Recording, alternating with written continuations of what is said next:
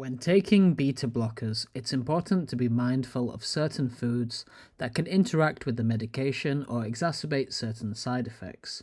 So, here are some foods to consider avoiding. So, the first is high sodium foods.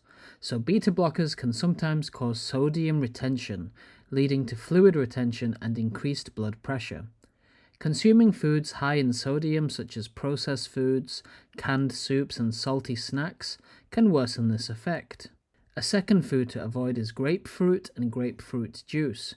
So, grapefruit contains compounds that can interfere with the metabolism of certain medications, including some beta blockers, and this can lead to higher levels of the medication in the bloodstream, increasing the risk of side effects.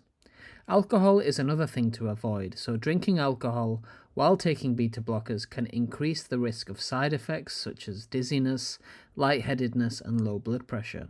It's best to limit alcohol consumption or avoid it altogether while on beta blockers.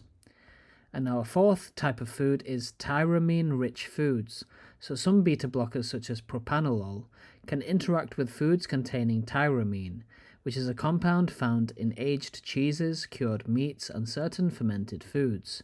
This interaction can lead to a sudden increase in blood pressure, known as hypertensive crisis. And caffeine is another thing to avoid. So while moderate caffeine consumption is generally safe for most people taking beta blockers, excessive caffeine intake can potentially worsen certain side effects such as palpitations, tremors, and insomnia. So it's a good idea to monitor your caffeine intake and limit it if you experience any adverse effects.